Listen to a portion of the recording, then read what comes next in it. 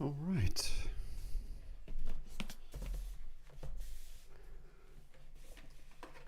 Okie dokie. We're just going to get this stream up and running, and then we'll get started. Let us see. Let us see.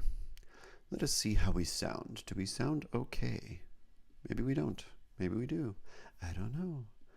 I don't know. How do we sound? Let's figure out how we sound.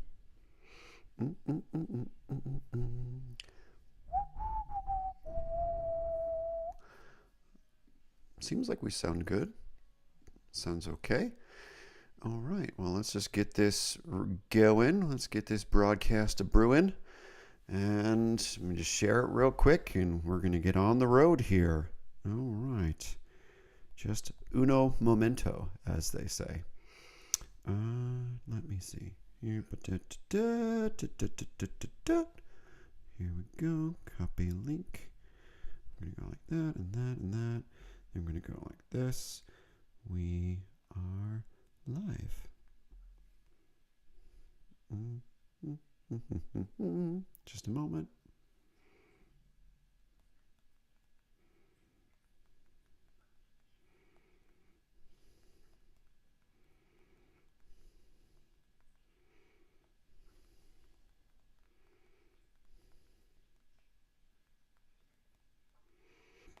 Okay.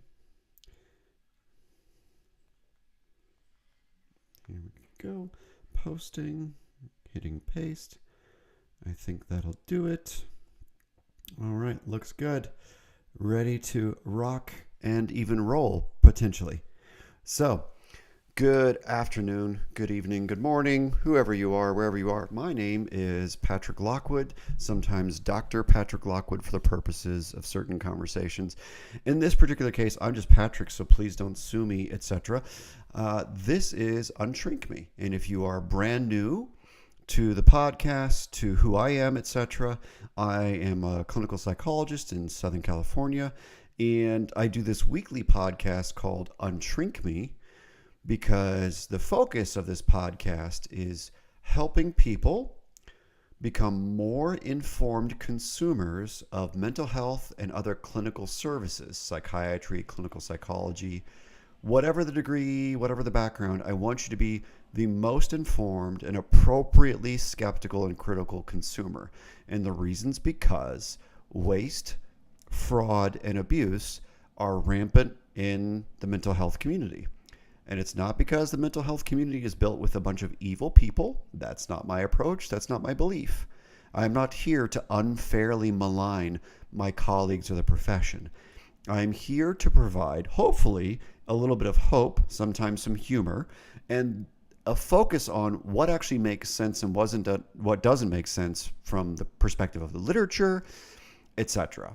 And so I'll be sharing ideas and comments based upon not only the research in clinical psychology and related fields, but also my experience as a clinician, my experience as a program administrator, as a professor, consultant, etc. So I've got lots of experience, and all of this experience shapes my opinion. And my experience is very biased. So because of that, you should be clear that my experience comes with a lot of weight from working with very, very ill people for a very long period of time. So I don't speak for all clinicians. I don't know every population equally well. I don't understand every type of service that we all provide equally well. But as a professor, it's my job to understand the literature on most types of clinical psychology topics so that I can fluidly have discussions with my students, supervise my interns, etc. So my perspective is biased, and at the same time, I try to be well-rounded and reasonable despite how critical I am. And so this is UnShrink Me. Welcome to everyone. This is episode 23, somehow still going, not canceled yet for all the things that I've said. I also just did a quick shout out to Ryan Rogers. He's a grad student out of Texas, I think. He just had me on his podcast, and that was awesome. And I look forward to that coming out very soon. So, the topics of the day are varied. So there's so many things that we can talk about, including the politicization of therapy. I've got a couple of tweets I'll go to here in a second focused on You know, let's see. One of them is about, hormones and gender dysphoria. Another one is about mental health in the profession. And there's a number of important things we'll talk about today, but just know this is not just a one-note podcast. This is a multivariate, complicated, dimensional podcast about anything mental health related. This is not advice. This is not clinical advice, so don't sue me. So without further delay, thank you so much. And if you find any of this helpful, please like, share, and subscribe. Tell your friends, tell your family, tell your enemies, tell the people that like me, hate me. And we are formally not sponsored by Celsius, but maybe someday. It's good shit.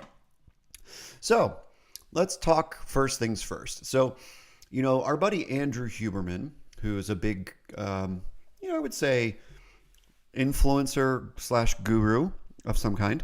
And, God bless him for being that. But, he has a lot of interesting people on his podcast. And so this is sort of critical, sort of not critical discussion. So I'm going to retweet this real quick while I'm introducing it. And we'll see how it goes.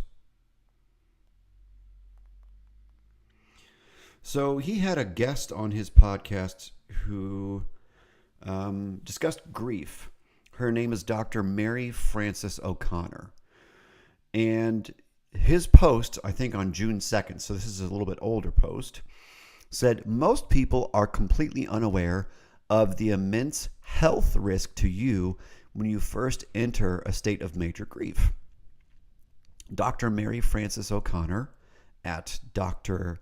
MFO on Twitter, she's a professor, a research and clinical expert on grief, and she explains the neural and psychology and health perspectives.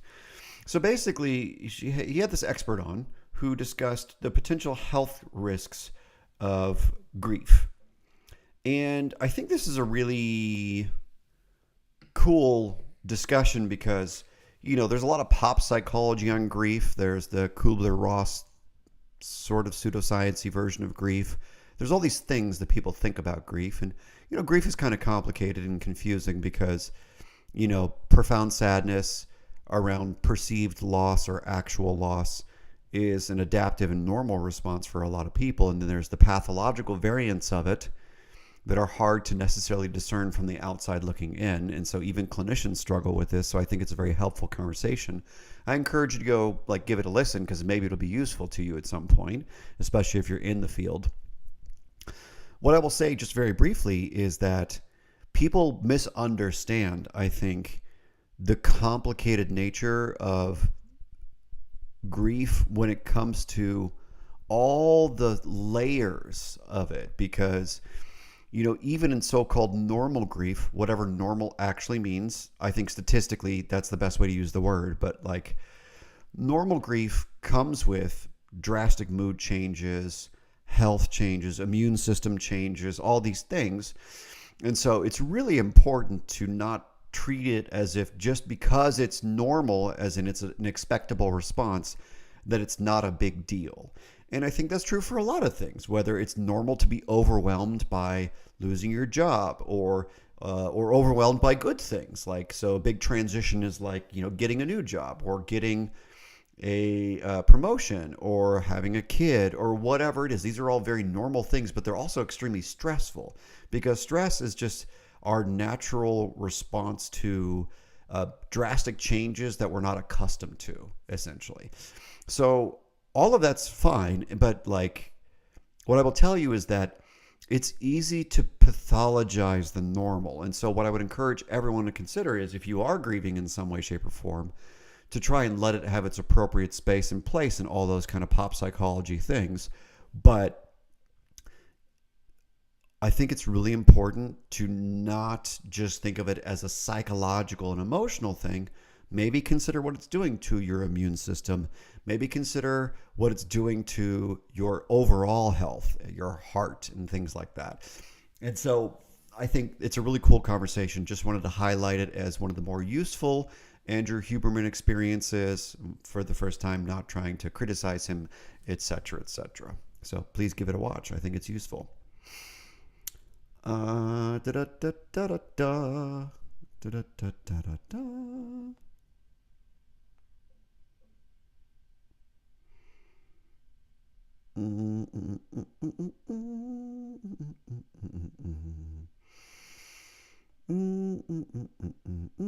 right, next. Next up is a person that I've talked about before on this podcast. His handle is Nick Tabor, and it's at NickTaber. I'm going to repost it right now.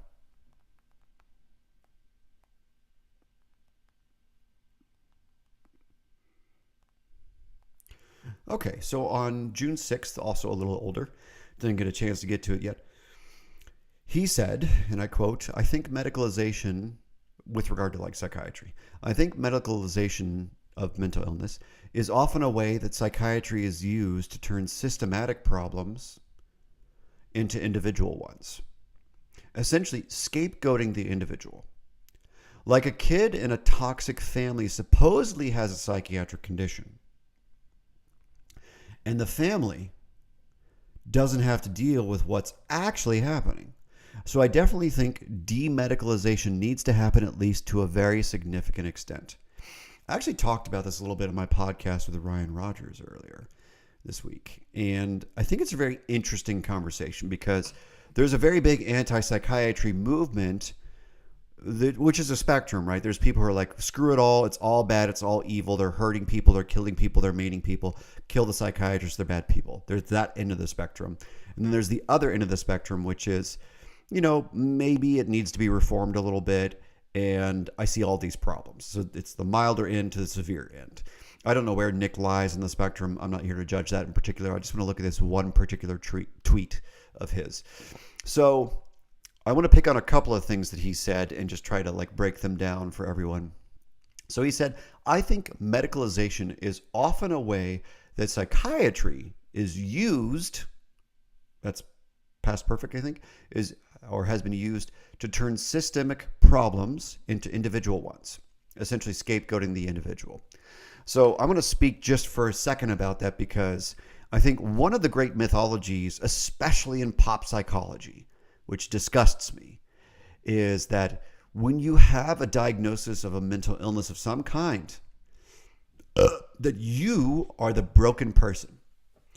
And so that is this individual approach to mental health, which makes sense because people are individuals and people do struggle whether or not people are around them. So if you are experiencing, for instance, schizophrenia, there's a really good chance, like 99.999% of the time, that you'll be experiencing hallucinations whether or not a person is directly across from you that can observe you responding to internal stimuli, as they say in the trade. So you're going to hallucinate whether or not another person is there. So it's not a systemic illness that the other person is causing you to hallucinate. In some rare cases, you can be so stressed out by a person that they're triggering a hallucination to happen. But that's not the norm. The norm is if you're diagnosed with schizophrenia and hallucinations are a prominent feature of your schizophrenia, you're going to have hallucinations often all day. Auditory hallucinations, visual hallucinations, whatever. And so this idea that mental illness is an individual problem is 100% correct from the perspective of you are the holder of your symptoms, right? When you're diagnosed with something. That's 100% correct. So where it's not correct and where I start to side with people like Nick, etc., is the idea that your mental illness is merely maintained by yourself alone. Right? So this is where it gets really tricky and really muddy. So I'm going to try and walk this out. And I do this with my grad students all the time. And they're kind of originally, the first time I walk this out for them, they're kind of confused and befuddled. But after the second or third time, they're like, oh, this makes perfect sense. So the idea that you alone are ill and you alone are responsible for getting well makes no sense if you understand how human beings function. Because no human being functions in isolation. All of us literally function in relationships. None of us live in a cave by ourselves. We all live with people and interact with people pretty much every day in most cases. Sometimes in person, mostly I think in person, sometimes online, right? Through this podcast or whatever. And so it's insane to think, literally in my opinion, that you alone are responsible for getting well. Because you alone didn't get sick, right? That's the thing that people don't understand, is that no one gets sick by themselves and no one gets alone by themselves. It's like you didn't get a cold all by yourself sitting alone in your room.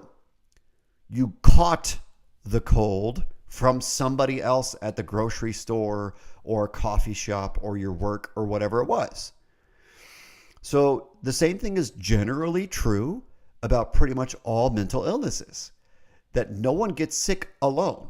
Most people, they don't catch schizophrenia or depression or anxiety disorders. However, most people's predispositions, sensitivities to developing conditions has something to do with heritability and something to do with the environment you find yourself in. And so on the environmental side, this is extremely neglected by clinicians of all kinds. It's essentially malpractice, in my opinion, that you never ask and have a full conversation about psychosocial support, friends, family, romantic partners, colleagues, etc. Because the quality of your relationships will dictate how healthy you can actually get.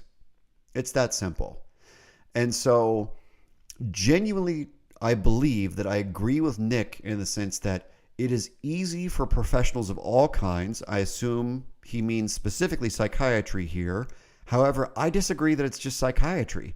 I think private practice therapists are equally guilty of this, where it's like they treat you as the individual and pretend that the family system you're a part of, well, if you just get healthy enough on your own, you can go deal with that sick wife or girlfriend or boyfriend or husband or whatever, which is just not true. Because you can certainly get healthier in individual therapy. The problem we face is that assumes that you could do so much good work in individual therapy that it meaningfully affects the relationship such that the other person starts to adapt as well, which sometimes does happen. So I'm not saying it can't happen in individual therapy land, but most private, like narcissistic private practice therapists, believe that they're so special, so smart, so insightful that they're going to help people so much that the other person is going to grow, in quotes, so much that, you know, it will fix their relationships or they'll just leave those relationships. And that's not true. And so that's why the entire field of marriage and family therapy is so important, in my opinion. Even though I think that there are too many therapists and most therapists are mediocre, this subdivision of clinical therapists called MFTs, marriage and family therapists, is extremely important because essentially marriage and family therapy, couples therapy, family therapy has been wildly neglected in every part of the world where therapy is practiced, especially since it became more popular in the 80s. So I agree with you, Nick, that we can easily scapegoat the individual and not look at the impact of the family systems, romantic partners and spouses and friends, etc., that really keep us sick. Because, you know, it's not to say that they're responsible for us being sick, but they contribute to us staying sick. It's like either they're adding more weight on our shoulders or they're taking off weight as a result of the kind of relationship. It's still our job to get up and move, but however much weight we let them add to us. Let me say that again. As individuals, it is how much weight do we let people add to us? So we are responsible for having a relationship with other people. And so it's both things. It's not just psychiatrists or narcissists who neglect the family system. That's true, but also the individual has to be willing to take on the responsibility of having a new relationship or a better relationship with these people in their lives. I can tell you from 10 years basically of running programs and 15 years in Rehabistan, as I call it, it's often the case that sometimes the families have more trauma, or personality disturbances than the patients themselves. And that's not weird because, especially when it comes to very, very severe mental illnesses, sometimes the people with the mental illnesses engage in a way that are traumatic to their family members. Like people with serious addictions do drastic, chaotic, dramatic, traumatic things all the time as a result of their illness, usually. And so, like if you're high on meth, you're probably going to do chaotic, stupid stuff that hurts people around you. It's not weird to assume that. So there's a lot of trauma in these family systems. And so if you have traumatized parents trying to fix their kid who's got a drug problem, then you're probably going to see pathology throughout the whole system that keeps the whole system sick because that's what they're used to. Their new norm has become chaos and drama and trauma in many of these family systems. And so if that's your norm, then you don't know how to operate otherwise. That old way of being, that pre-illness homeostasis, no longer exists. You can't unring the bell of family systems trauma. It leaves a mark on people, psychologically, at least. And so it's really important to look at the whole system around the person. That's why I like Yuri Bronfenbrenner's model, the ecological systems theory, because it looks at the whole system, all the intersecting layers of a person. Because it's not just your identity and your genes and your traits and stuff like that. It's how those traits and those genes show up in the particular environments we find ourselves in. And you have to look at all of it. If you don't look at all of it, you're missing out drastically, essentially. And so for me, I agree with Nick, but I also disagree because it's up to the individual to attempt to have a better relationship, a different relationship with these toxic people in their family system, right? And he also said, I definitely think demedicalization needs to happen at least to a very significant extent. That's what he said. And so I also disagree with that. And the reason's because, and I said this, I think, on Ryan's podcast earlier this week too, is that certain people with certain disorders are very much helped by psychiatric medications. And I'm not just saying this as someone who teaches psychopharmacology at the graduate level. I'm saying this as a clinician who has lived this life for, before graduate school, including graduate school, after graduate school, about 15 years. So I've been around long enough to have seen diverse levels of symptoms, diverse amounts of impairment and distress. And I'll tell you that if you think someone who's floridly psychotic doesn't need meds, you're an idiot. If you think someone who has very severe bipolar symptoms, like very severe mania, severe grandiosity, severe pressured speech, severe flight of ideas, severe impulsive behavior that results in getting arrested by the cops and assaulting people and masturbating in public and all these kinds of things that I have directly dealt with as a clinician, I will tell you, you're a moron if you think that no meds is the approach to those circumstances. Because there is no amount of treating them nicely or fixing their toxic family that is going to adequately, situationally, temporarily address those very severe, very life-threatening experiences. There's no way.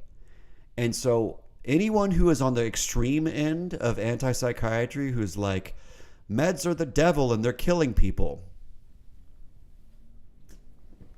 I know in many cases, people are medicalized too early in life, too quickly into the diagnosis process. And so people are put on meds before they should be put on meds. People are put on meds when they could use other coping skills or family therapy or systemic interventions or psychosocial interventions. There's dozens of things that can be done that don't necessarily require meds to feel better, to cope, to be regulated, to be adaptive. I agree with that. So if you're on the lighter end of the antipsychiatry of the spectrum, I agree with you because we should probably not medicalize certain things, and certain things probably are worsened by the addition of SSRIs, anti-anxiety meds, benzodiazepines, which are wildly toxic and stupid to use, except in rare circumstances, right? So there's all these good reasons to medicalize less, etc. But I can tell you, basically 15 years dealing with very severely mentally ill people and very severe drug addiction, I will tell you that if someone is struggling with intense cravings or intense bipolar or intense schizophrenia or even super intense PTSD symptoms, I can see the justification for the use of a medication. It makes sense because that person might be in imminent risk for their life, harm to other people, etc. There's no person I've ever treated and known who has bipolar 1 who was perfectly fine without meds. Never once. And you might come back at me with a case example of someone who didn't need meds who had bipolar 1. And my question might be, is that bipolar 2 or is that not even bipolar? Were they misdiagnosed? My opinion is that mental illness is extremely rare. And a lot of people are worried, well, who we can diagnose with things because we have a very broad set of systems and symptoms that can be called diagnoses. But in my opinion, I think real pathology is rare. Variation is normal. There's a lot of variation in, low mood sensitivity and anxiety sensitivity and trauma sensitivity and personality differences and spectrum differences. I think it's much more common for there to be like a varied non-normal spectrum variability in symptoms across various types of people that is not pathological, but puts you squarely in the category of worried well, who's just a little different or not adapted well, or you had shitty parents or whatever it was. But it's not a mental illness, which is different than you have all these symptoms and they persist whether or not you're in the sick system, et cetera, et cetera, et cetera, which is closer to mental illness. So if you're on the extreme end of antipsychiatry where you're like, no meds, no matter what, it's all a scam, I agree that there's all sorts of fraud and waste and abuse in the psychiatry system, in the medical system in general. And like, you're a moron if you think that these very severe mentally ill people are going to be just fine without meds. I don't see it happening. I would be shocked because I've done the family therapy with many of these people, and that helps only up to an extent because you can only teach people to be assertive and accountable for their behavior and not as reactive only so much. If you're flooredly psychotic, there's no amount of like peaceful family environment that's going to manage that. None. Zero. So thank you, Nick, for the grist for the mill as always. Moving right along. Okay. Let's see, what is next? What is next?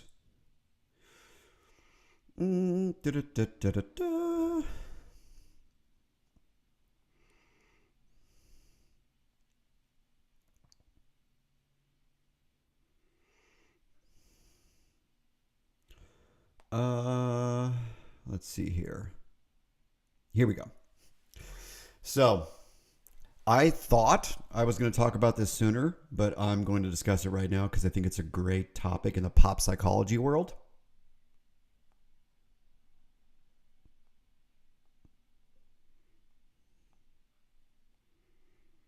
Okay.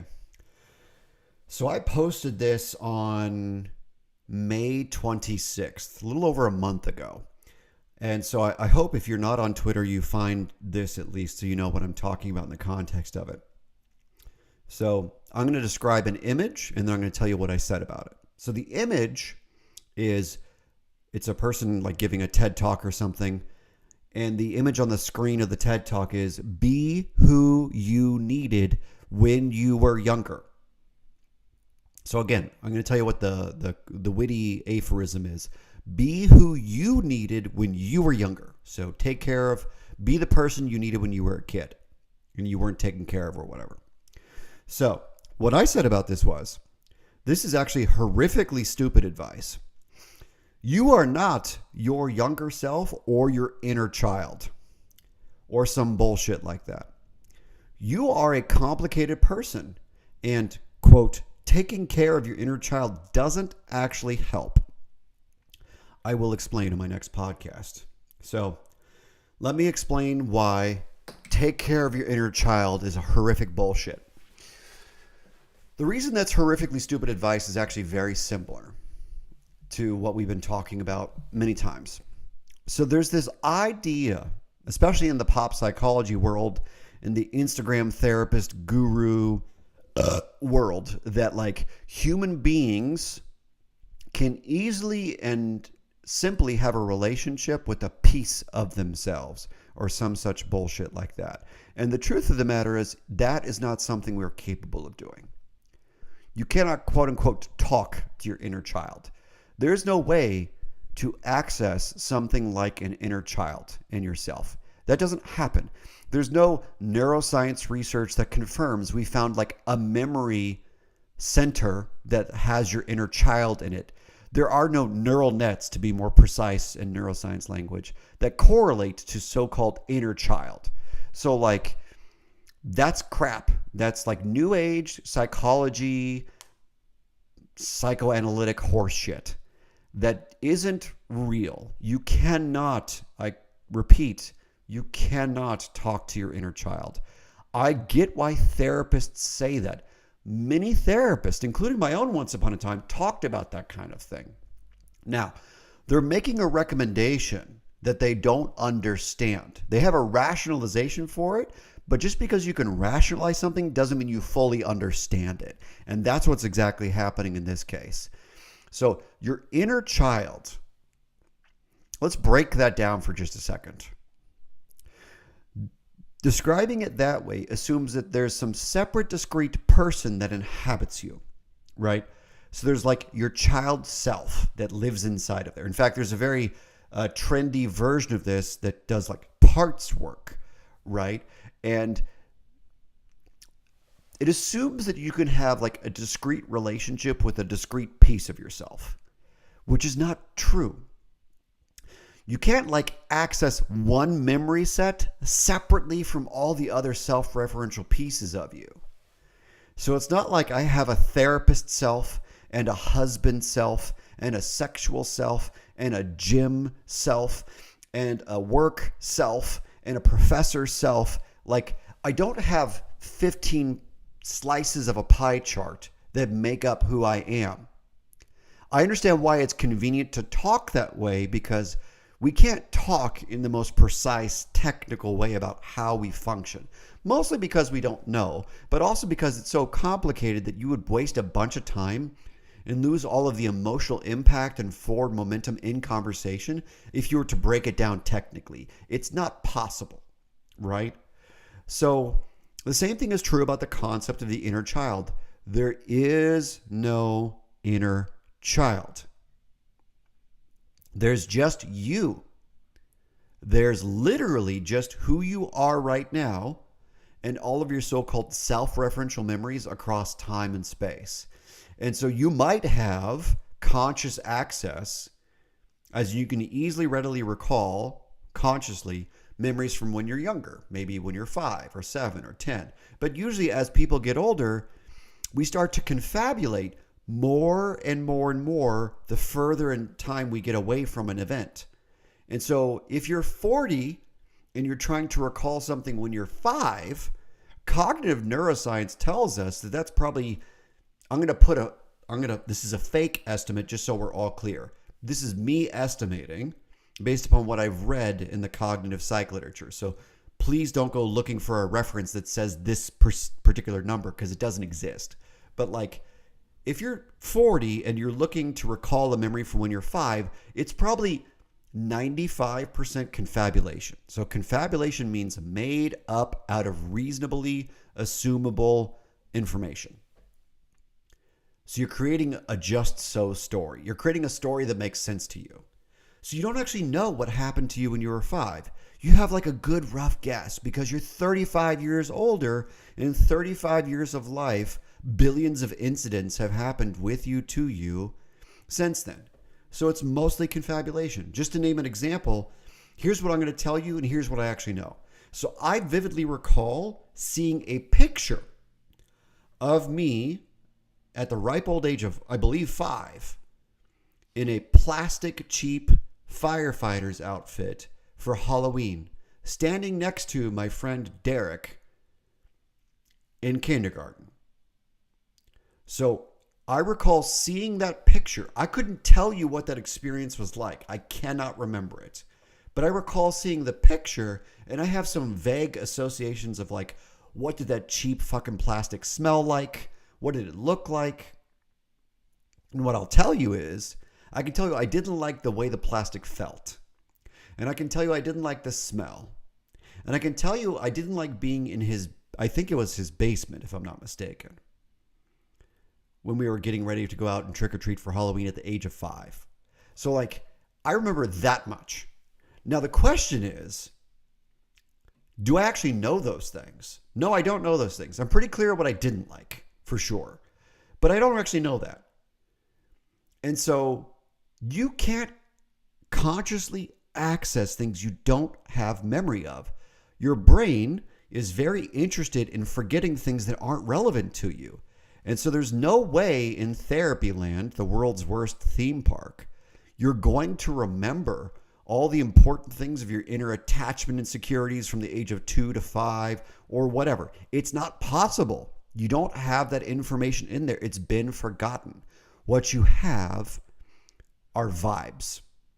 I'm going to say this again as intelligibly and clearly as possible. You do not have an inner child. You have vibes that you're reacting to about when you were a kid. So when a therapist is mistakenly telling you to address your inner child, they're full of shit. They don't know what they're talking about. But what they're trying to do in good faith is they're trying to help you change the vibes, change your perception about what you think happened to you. Now, some things we have clearer memory of because we tend to hold on to certain types of memory a little bit more. So like traumatic events, like capital T trauma or whatever, we tend to actually clearly hold on to. So like being hit, being yelled at, so on and so forth. Like very obvious crystal clear things we tend to have more clearer memories of on average, but it's a spectrum of like more or less clear. And so what I will tell you is that when therapists are trying to help you with the vibes of your inner child, they're just trying to help you change the perceptions on what you thought of your younger self as an adult currently. So all they're trying to actually do is change you right now, this age. You're not actually having a relationship with your inner child because no such thing exists. It doesn't exist. I'm going to say this as clearly as possible. There is no inner child. There's no neuroscience research that confirms that. Not Alan Shore, not Dan Siegel, not Mr. Polyvagal theory. Like no one has concrete proof that you have some set of neural nets in your memory orientation that says, here's your inner child. It doesn't exist. What exists are your current adult judgments and feelings and vibes about when you were a kid. And that's very changeable. Because if you look at your childhood as tragic and bad or neglectful or whatever it is, which might be true, by the way, then you're going to feel like shit. Which is like saying the sky is blue because the sky is blue. So if you want to feel less like shit, you might want to do this thing called perspective taking, which therapists recommend all the time. In ACT, it's called contextualizing. In CBT, it's called reframing. Because like, you might have had a shitty childhood. And then what are the potentially good things that came out of that shitty childhood? Did it help you become more resentful? Or did it help you become more resilient? Both pathways are possible all the time. And so the question for everyone should be, as an adult right now, with agency, with intelligence in some cases, how do I want to view the past? Because that's up to you. It's not up to you what happened to you, but it's up to you how you change the vibes, because you can change the vibes. We have good data on that. But you're not talking to your inner child. It doesn't happen. It doesn't exist. So please, I encourage you to consider the cognitive neuroscience research that looks at attachment theory, internal working models, all these things. And none of these hundreds of peer-reviewed papers says anything about a real template in your brain that we can locate reliably across time and space that says that's your inner child. It doesn't exist. Your self-concept, your self-image changes over time with experience and information. So you don't have access to the 5 years ago you. It doesn't exist. All that exists is you right now, literally. So please don't talk to your inner child. Talk to yourself if you need to, I guess, because that's what you're technically doing. If you're talking to your inner child, you're technically talking to yourself, which is fine because like we all do it. I'm doing it right now on a podcast, but like what I will tell you is it's not the same thing as talking to your inner child. You can care about yourself and have sympathy and compassion for the shit that you went through and not waste your time. It's totally possible to just be part of a coherent understanding of yourself that doesn't involve pseudoscience bullshit. And that's all woo. It's literally all woo. Okay? So that's the inner child. Moving right along. All right. Let's see here.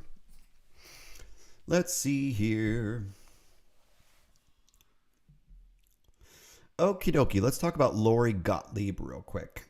So this is back on June 11th.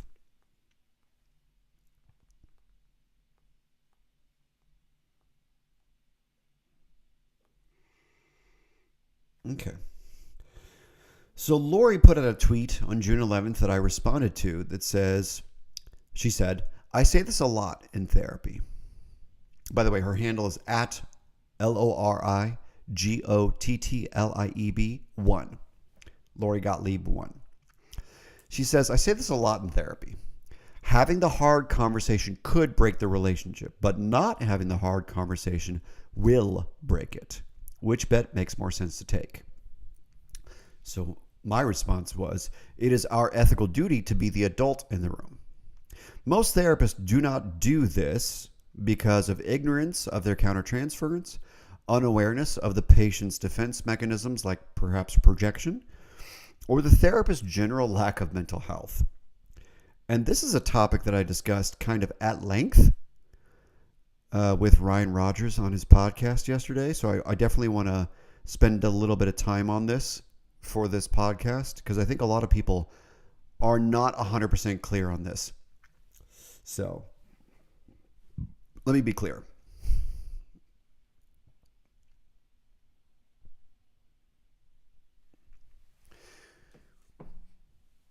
Most therapists are not particularly healthy. And I don't say that to be mean or to cause you to lose faith in the profession.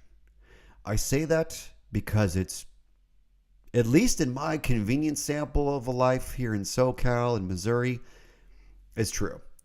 Also, I say that because I think you need to understand that people don't accidentally come to this profession. Whether it's psychiatry, clinical psychology, master's level clinicians, whatever. It doesn't matter what your degree level is.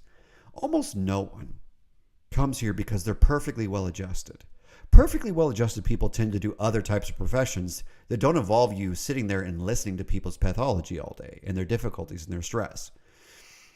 So if you're talking to a therapist, they're probably not the healthiest person. Unless they've actually done enough work to become healthier. And then I would question why you're still in the profession and doing clinical work. Like one of the, just to speak about myself in particular, I'm not saying everyone should be like this because I understand I'm also different. I would be shocked if you took really, really good care of your mental health and your life was generally good, that you still really wanted to help people in like the therapeutic way, where you're like one-on-one or family therapy or whatever, and you're like in the trenches trying to change patterns with people. I believe if you're doing better, you want to move away from that because you realize you're trying to get one of your own pathological needs met with patients. So it's my belief, and this is just my belief alone, and this is probably going to get me canceled or fired or whatever, so what the fuck ever at this point. Most people who do this work are not very well. And some of that's okay because most people that go into various types of strange professions, like being a firefighter, how many mentally healthy people are firefighters? Probably none of them. They probably all have some bullshit trauma or childhood stuff or issues around masculinity or whatever it is, all of which is understandable and ordinary for people who self-select into that profession. And so I'm not trying to say that the therapy profession is uniquely pathological. I would say that there are a great many professions on this planet where you have to be some kind of unwell to be interested in going into them. Medicine, healthcare in general, armed services, police, firefighters. I'd be willing to bet so many professions you have to be a little sick in the head to want to do it. Like politicians, there's no such thing as a mentally well politician. If you're a mentally healthy person, you realize it's a sick system and you're out, right? So I'm not trying to say therapy is unique and uniquely sick or something. I'm just saying that your therapist is probably not a well person. Now, it's probably a spectrum. Many people who become clinical psychologists like myself, psychiatrists, MFTs, LPCCs, LCSWs, whatever the degree, whatever the license, have done some work. And so they're probably on a journey towards being healthier, which is great. And so you're meeting people who are doing the work and trying to figure it out so they can work with you in a way that's worked for them. That makes a lot of sense. And that's understandable. So in that sense, therapy can be helpful. But here's the problem, going back to Lori's particular post, which is why I rail against the profession so much critically in this podcast, very straightforwardly. It's very important. It's very, very important to be clear that if you can't have difficult conversations, then you're probably acting out your own stuff. Excuse me. Like, there's probably something inside of you that you're struggling with that you need to figure out in order to have an adult relationship. Because I mean what I say. It is our job to be the adult in the room for these people who come to see us for these professional relationships we call therapy. So adults have hard conversations. They do it thoughtfully. I'm going to use a word like wisdom, and I don't mean in the religious sense or whatever, or the philosophical sense, but impulsively, we can have hard conversations and rip the Band-Aid off because we want to get it over with and we're afraid and we're anxious or whatever. Or you can wait and delay because you're afraid of the consequences of looking bad. You're people-pleasing or whatever it is.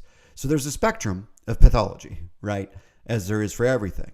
And what I will tell you is if your therapist cannot have a hard conversation with you, that person needs to do more of their own work, whatever it is. Whatever the cause, I can't tell you because there are many, many different pathways. What I will tell you very clearly is very few clinicians are actually adults. A lot of people are cosplaying as adults. They're masquerading as adults because they want to feel powerful and they want to feel special and all these things. And all that's fine because that's why they got into the profession in the first place. So it's their version of pathology that got them here. And what I will tell you is it's normal.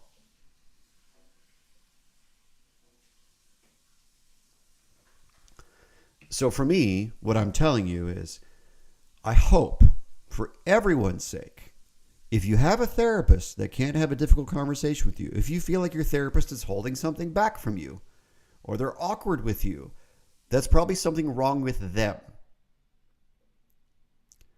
That's not to say that you don't contribute to that as a patient, but I personally hold the clinicians much more liable for their failings than the average person as a supervisor, as a mentor, as a professor. It's really it's disgusting that you're choosing not to address your inability to be an adult with your patients because that's literally why they're paying you money. So don't waste their money.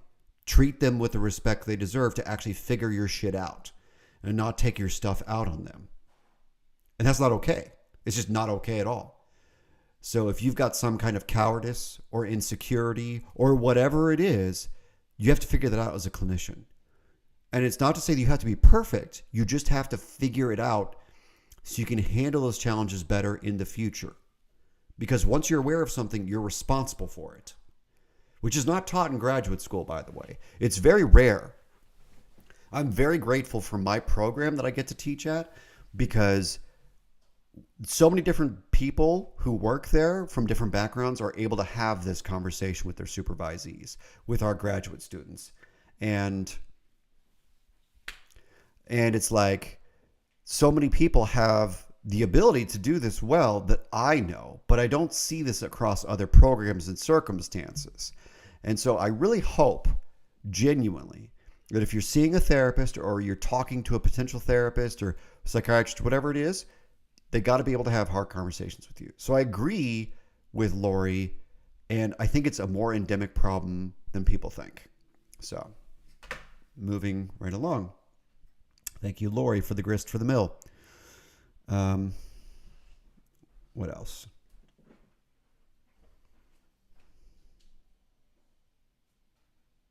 Oh, okay, cool. This next one's great.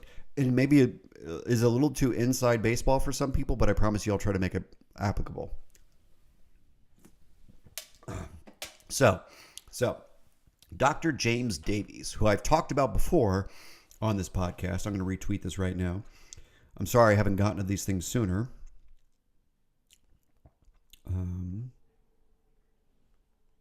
Let's see. Here we go. Sorry for the dead air here. All right. Dr. Davies said, and his handle, by the way, is at JDAVIES PhD. So he said on May 31st, a couple of weeks ago, he said, "It deeply frustrates me that much psychotherapy training privileges the mastery of theory over the mastery of technique, as if knowing how to frame a problem will inevitably lead to knowing how to be in the room, as if learning music theory alone makes you a great pianist." What a great metaphor. It's perfectly said, in my opinion. So it's definitely true that many graduate programs, even PhD programs, are very focused on theory over practice, right? And so it's very much the case that many people struggle to learn how to adequately use technique before they graduate. Sometimes you learn more how technique works on your internship or your postdoc or in your first couple of years of practice, some of which is normal. But he's correct, in my opinion, that many therapists care more about the ideas and the philosophy and the theory of therapy and trying to quote unquote help people than the actual techniques. So just to name a simple example, in motivational interviewing, one of the core principles of motivational interviewing, we'll call it MI for this purpose, which is a therapy technique used by various types of practitioners. One of the core principles of MI is all people deserve respect. So that's a pretty bumper sticker statement. Everyone deserves to be respected. Now, what that means in theory is that we should be considerate of all the patient's desires, needs, and wishes and not try to coerce them, which is good. Don't coerce people. That's bad. And also, the clinician deserves respect. So you should not lie to yourself or other people as a clinician. You should not sugarcoat things, etc., etc. So in MI, you are allowed to be a real person as an MI practitioner while being professional. And you're also allowed to have the patient be a real person so they don't have to perform for you. So you treat them with respect, you treat yourself with respect. They're not allowed to yell at you, you're not allowed to yell at them, etc. So various things are true simultaneously when we're trying to treat people with respect. But when we're talking about everyone deserving respect, in theory it means be nice to people, which is bullshit. What respecting people means is honesty and openness and clarity. And so what respect looks like in practice is very rarely taught in graduate school, because you can't teach that skill without the person being in the room with you. So if you're a graduate student learning to be a therapist of some kind, you have to have the experience of sitting across from somebody, feeling something like maybe anxiety or whatever, and then people pleasing as opposed to telling the truth, right? And so you only learn how to be more respectful by going through the experience of screwing it up and doing it better. And so you can't theorize about that. You can't theorize what respect is about. That's all philosophical bullshit that doesn't actually help anybody in a clinical sense. And so what you're supposed to do is go have the experience of learning how to be respectful and helping people. And that's a practical thing that you need supervision around, because a good supervisor can help you see the ways in which your countertransference is showing up in the experience. And it's causing you to not be respectful because you're holding things back, you're hyper-focusing on something that you shouldn't be focusing on, and so on and so forth. There's dozens and dozens of iterations of what I'm trying to say. So what I'll tell you all as consumers of therapy is that, back to Lori's tweet as well, like, your therapist doesn't respect you if they're holding back. If your therapist has a concern that they're not telling you about, they're not respecting you. They're lying to you. They're people-pleasing you. If they don't agree with you and they're just like, well, that's your choice. Like, that's not respect. Respect is, I don't agree with you and it's your choice. Because that's the truth. Both of those things are true simultaneously. If a patient comes to me and says, I want to do this self-destructive thing, my first response is not, oh, you idiot, why don't do that, you're bad, stupid. Like, I don't do that. That doesn't make any sense. That's not respectful, and it doesn't work. Like, from a practical perspective, you can't shame people into doing less stupid things. It doesn't work. And so when you're trying to help someone and you actually respect somebody, you tell the truth. And the truth is, you know, hey, it kind of concerns me that you want to do that. I don't agree with your choice and I'm afraid for your safety, but you're a person. My opinion doesn't really mean that much because it is your life. And so I don't really necessarily know what you should be doing. And I'm allowed to disagree and you're allowed to disagree with me. However, it's your choice. And it seems like every profession and every subtopic where people try to do the not respectful thing, things seem to get worse, right? When you try to coerce people, it almost universally goes worse. And we have so much data on this in history. Like, when the diabetes and obesity epidemic started to pick up in the late 80s, early 90s, physicians started to ask psychologists, health psychologists, and clinical psychologists in particular, like, what are you doing that's working with your patients? Because they actually seem to be getting better, and ours don't even take their insulin. And well, it's like, well, physicians basically started to talk down to patients and call them fat and stupid. And isn't it fascinating how that didn't work? It's weird that when you just talk down to people, they don't get better. They don't even follow your advice as the authority in the room. But when you treat them with respect, for some reason, they're more willing to work with you. Weird. Isn't it strange? How fascinating. And so what I will tell everyone is that respect is difficult, because respect means sitting with uncomfortable things. Respect means not always being the friendliest. Respect means not always having a good time. Some therapy sessions are great, and you can joke around and you can come to new insights and feel on the same page, and it's awesome. But some therapy sessions don't feel great, because sometimes we have to have difficult adult conversations about behavior patterns and choices and transference and wishes and all these things that aren't super simple and aren't super comfortable. And many therapists are cowards. They hide behind objectivity. They hide behind their specialness. They hide behind their relationship. And that's not okay.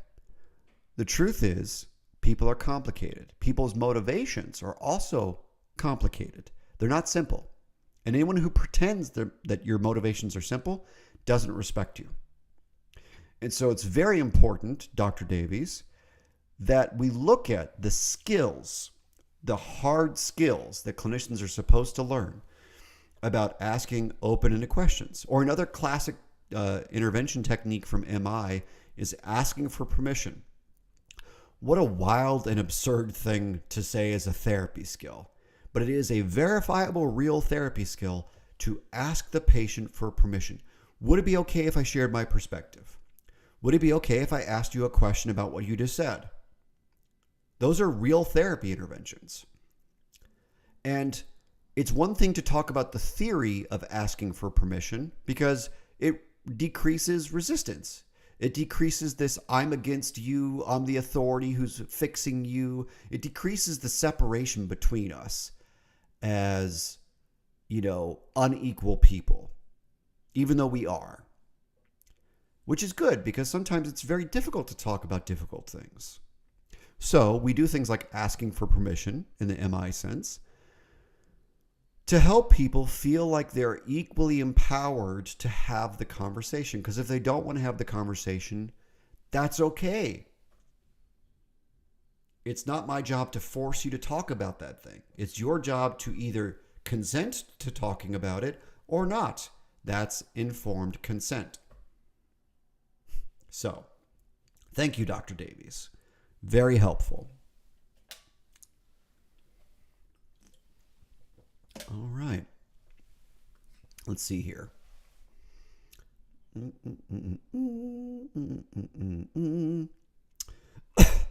You know, I could say a lot about this, but I'm not going to. But I'll retweet it real quick. Sorry.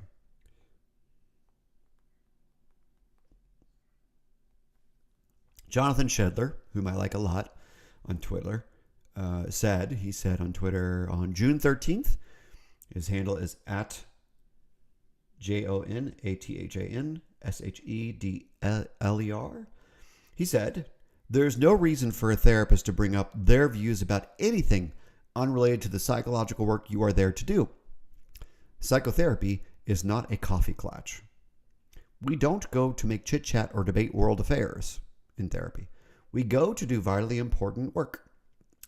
So his post was a response to someone about politics and therapy and stuff like that. And let me just say this as clearly as possible.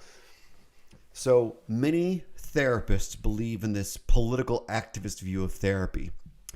And I understand, on paper at least, why, because they see their job as existentially very meaningful, probably because of their own mental illness and their own problems and their own needs they're trying to get met with you, which I think is wrong. I believe that there's an understandable justification, which is they feel like they have to help because the world feels so bad.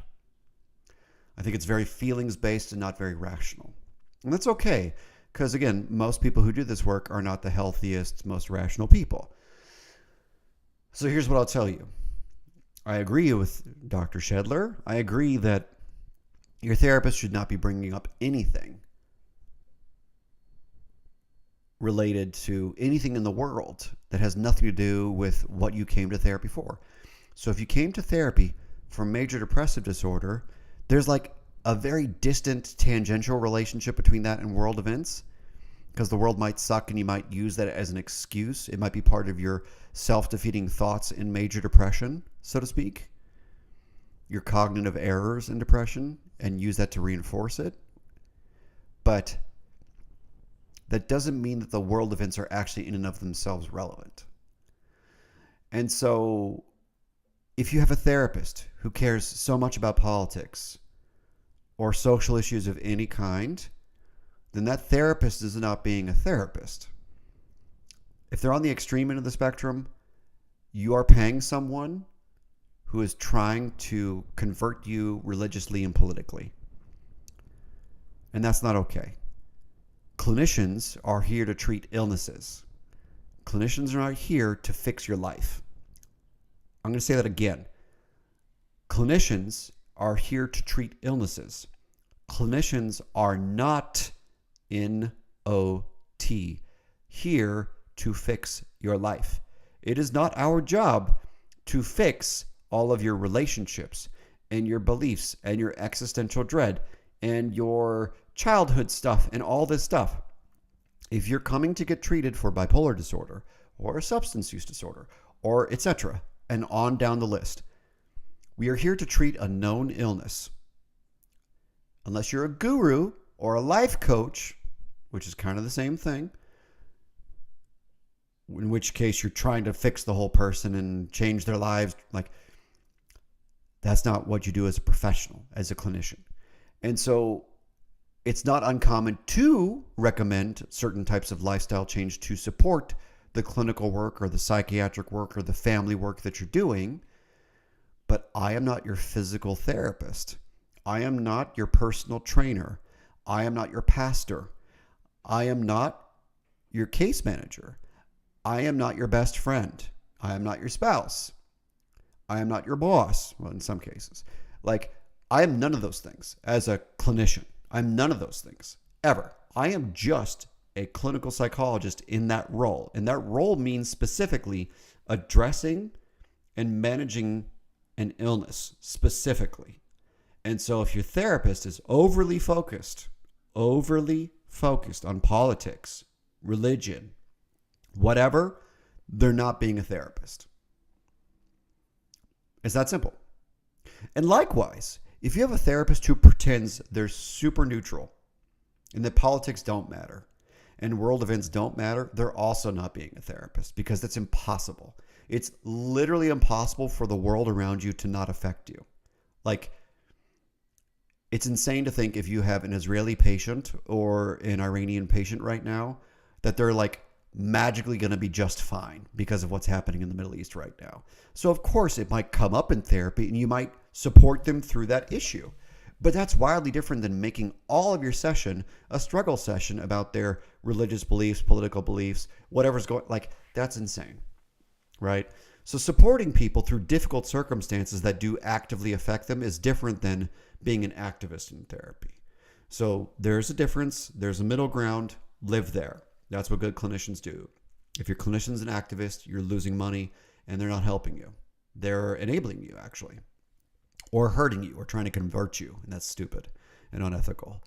So I think that's kind of it for today. There's just so much more to talk about. I want to come back and talk about Naomi Best again and some more anti-psychiatry stuff next week, and PTSD and childlessness and emotions are not real. All sorts of fun stuff I want to talk about next week. We'll get there at some point, but we're not there. We're not there. We'll get there though. We'll get there. So I thank you all for coming out, watching. Please like, share, and subscribe if you found this useful. A little more ranting today than usual, but you know, some days are like that. I genuinely hope that some of the criticism you heard me share inspires you to think twice about the people trying to help you, because therapy only works if you have healthy trust in the relationship. And it's important. It's very, very, very important to be clear that therapists are just people, and often not very well people. That doesn't mean they're evil. That doesn't mean they're trying to actively hurt you. Some people are just ignorant of countertransference, and that's ordinary. Some people are just sick in a way they can't tell. Some people are aware and lazy and not dealing with it, or some people are egotistical.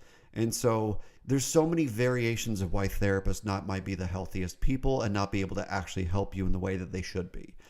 So you can expect better of your therapist. I encourage you that if you're seeing a psychiatrist or seeing a therapist, to shoot for the best possible relationship with them and get your needs met fully in a way that you are paying for, that matters to you when it comes to your diagnosable issues that you're there for in therapy. So that's it for today. Thank you all for coming out. Please help me grow this so we can get more people some critical information that allows them to be more aware as consumers, because that's the goal. The only goal of this podcast is not to fix the Middle East or fix Ukraine or fix the White House or Palestine or whatever fucking shit you think matters. I don't care. I'm only here to try to help this profession get better, because there's only so much I can do on the inside as a supervisor and a professor and a consultant and all these things that I currently do.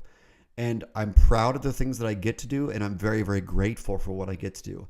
And I think there's more that can be done, and that's why this podcast exists. And I'm going to do this until I help more and more people have more and more healthy experiences in therapy.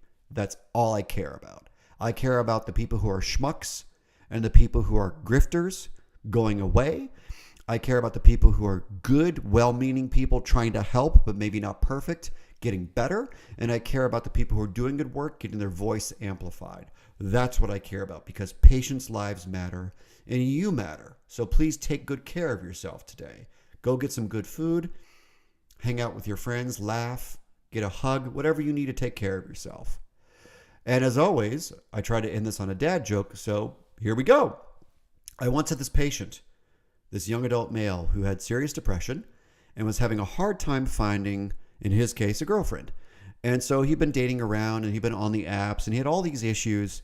And then he finally met this like goth chick, he described her as. And it seemed like it was going well. And they had some fun. They went out to some bars and they did all these things. And he came back after the fourth date and he said, I had this really weird experience dating on this date. And he looked at me and he just kind of like, he rubbed his neck a little bit. And he said, she tried to bite me. I was like, I think she's a vampire and I'm kind of afraid of her.